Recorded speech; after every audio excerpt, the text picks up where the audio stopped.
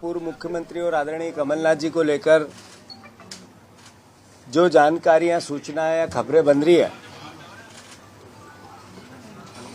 वो स्वाभाविक रूप से हम और आप सब उनको देख रहे हैं।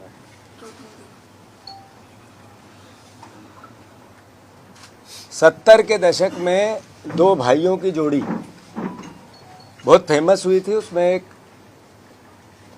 इंदिरा जी के बेटे आदरणीय संजय गांधी जी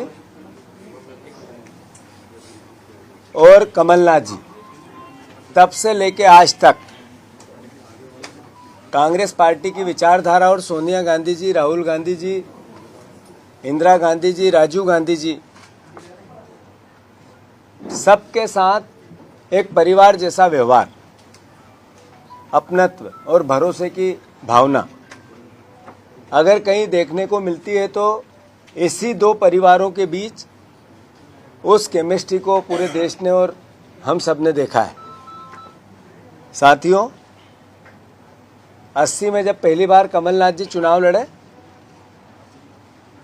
तो इंदिरा जी ने आम सभा में ये भावना व्यक्त की कि ये मेरा तीसरा बेटा है। कमलनाथ जी के लिए तीसरे बेटे की एक संज्ञा दी।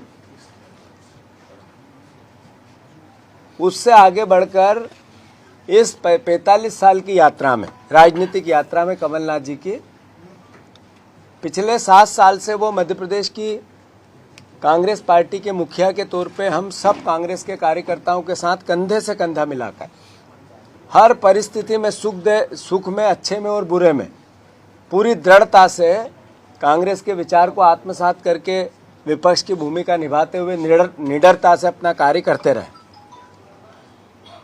साथियों,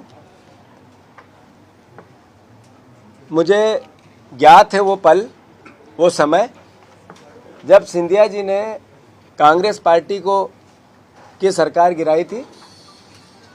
तब भी कांग्रेस का एक एक कार्यकर्ता कमलनाथ जी के विचार और उनके नेतृत्व के नीचे खड़ा था। एक एक उस समय मेरे जैसे कई परिवार के साथी हर तरीके से कंधा मिलाकर कमलनाथ जी के विचार को आत्मसात कर रहे थे, कांग्रेस के विचार को आत्मसात कर रहे थे।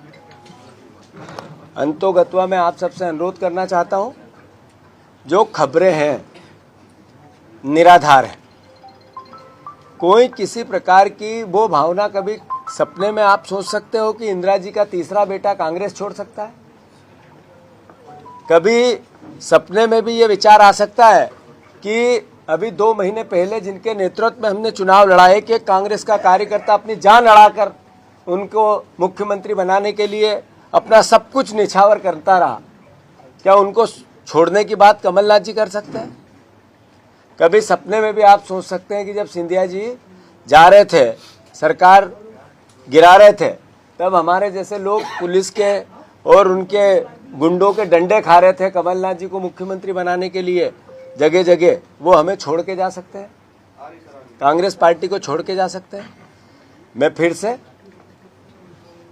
जैसा कि अफवाहें हैं, राज्यसभा का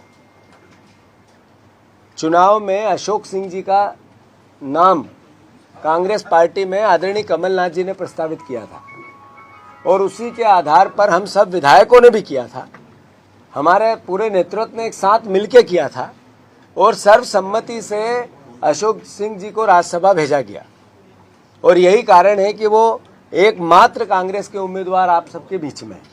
तो मैं फिर से, ये खबरें निराधार हैं और मैं मानता हूं कांग्रेस का एक एक कार्यकर्ता जो विपक्ष की भूमिका हमें निभाने को लेकर जनता का जनादेश मिला है, उसमें दृढ़ता से लगेंगे बहुत जल्दी।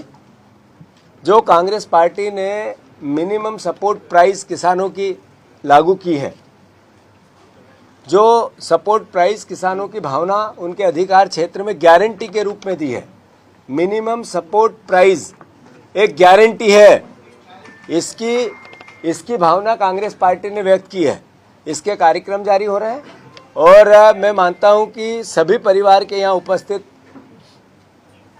पत्रकार बंधुओं, जर्नलिस्ट भाइयों, आप सबको अनुरोध है कि भ्रमित जानकारियों से बचें। धन्यवाद।